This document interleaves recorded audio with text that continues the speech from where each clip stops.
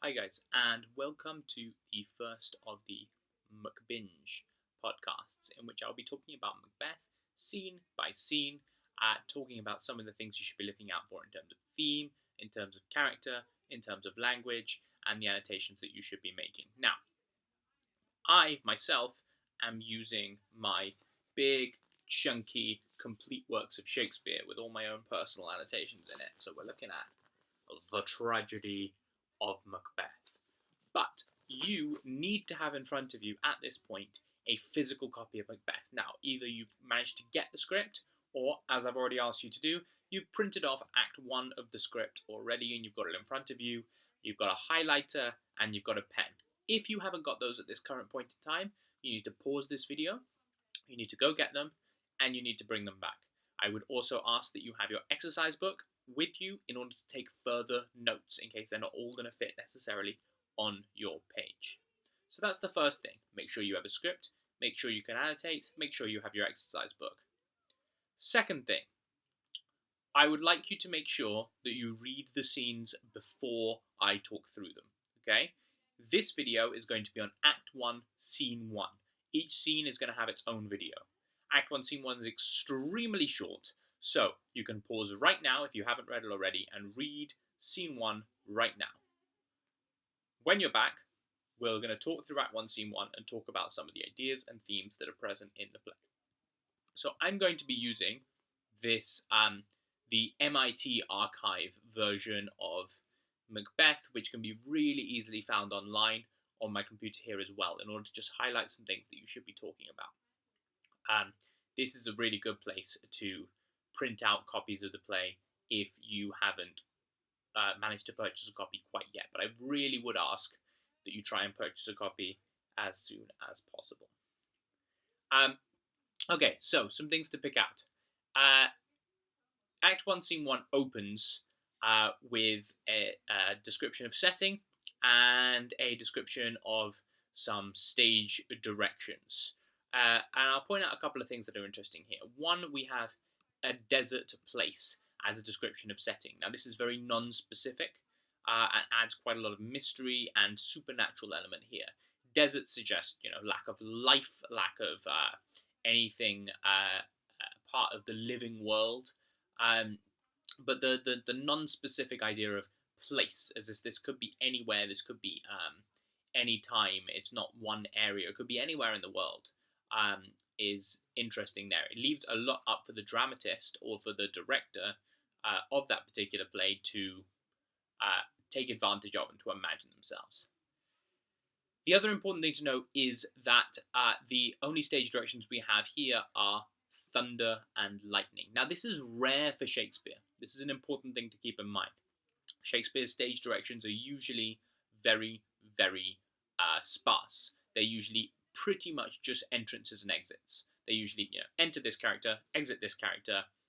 That's about it, okay? Sometimes, in some of his plays, like the comedies, you'll have enter this character dressed as this character, because the comedies are all about people pretending to be other people, or people taking on other characters, or people leading double lives. And sometimes in some of the history plays where there's a lot of war going on, you'll have battle sounds or alarm or something like that appear. But it's very, very rare that you'll have descriptions of things like weather in a Shakespeare play. So what's going on here? Why thunder and lightning are the first things that appear in Macbeth? Well, there's a couple of things to talk about. One, it really highlights the supernatural element of the play from the very, very beginning, okay? And it also highlights the chaos going on. This play opens in a storm, and that really sets the tone for the play carrying forward. The whole play is dark. The whole play is stormy. It's probably one of Shakespeare's darkest plays. There's not a light moment in the entire thing. Arguably, there's a kind of sly in-joke here or there at certain points, and we'll talk about them later, but it colours from beginning to end are black and red. They are blood and darkness, and that is what this whole play is about. So it opens in a storm, there's thunder, there's lightning, and that thunder and lightning also serves to heighten the supernatural element of the play. It's got quite a gothic feel to it in that sense. Now, I wouldn't use the word gothic to describe the play, because obviously The Gothic tradition came around much later than Shakespeare.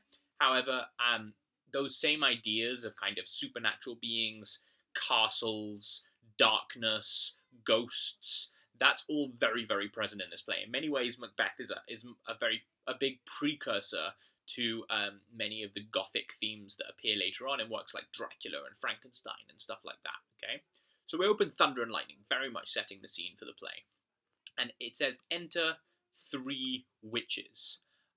So immediately we're diving into the supernatural element of the play. It's interesting to note that in the first folio, the first examples of this play, they weren't actually called witches. They were either called Wayward Sisters or Weird Sisters. But it was pretty well established that everyone would recognize them as witches, and we can talk about why in a moment. So, the play opens with very famous lines. "When shall we 3 meet again, in thunder, lightning, or in rain? When the hurly-burly's done, when the battle's lost and won." You'll note 2 things about this first meeting of these 3 witches. One, there's a sense, or when shall we 3 meet again? There's a sense that they're meeting quite regularly. Why? They're plotting, they're planning, a sense of control over things. And when we think about what we talked about with King James, worrying about witches plotting and planning, and people at this time worrying about things, witches plotting and planning, an audience at that time would immediately get that. They'd immediately see this meeting of dark spirits to plot and plan the demise of good men's souls. And again, that idea of thunder and lightning and rain bringing up the atmosphere is hinted at again. Note also that they're talking in rhyme here. Again, rain, done, won, sun.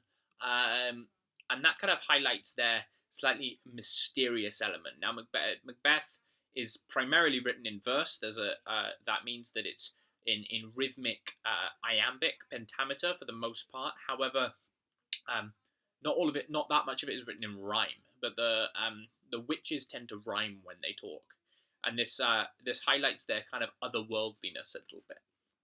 Note also that there's a lot of contradiction in the way that the witches talk about things. So we see this in "when the battle's lost and won."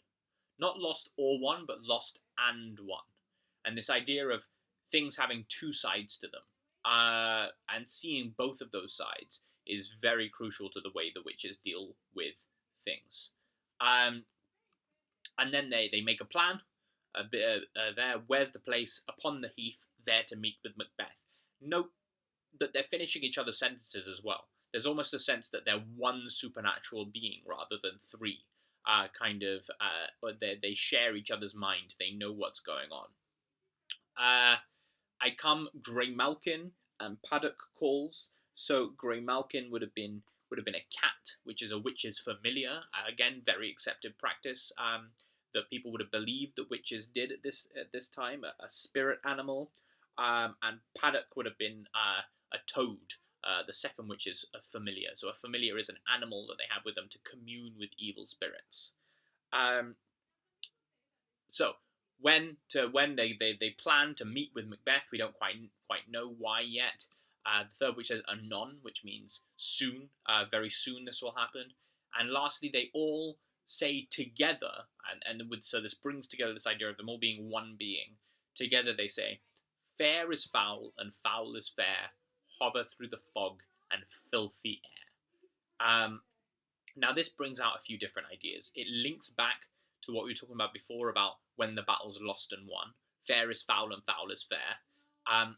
Now, this doesn't make sense. Obviously, fair is not foul, foul is not fair. They are opposites. But in the worlds of the witches, they turn opposites on their heads. And that's what the witches are all about, turning the natural order of things, where fair things are fair and foul things are foul, on their heads. And so this introduces, just in this really short scene, one of the key elements of the play, which is the natural order of the world is turned upside down by the witches.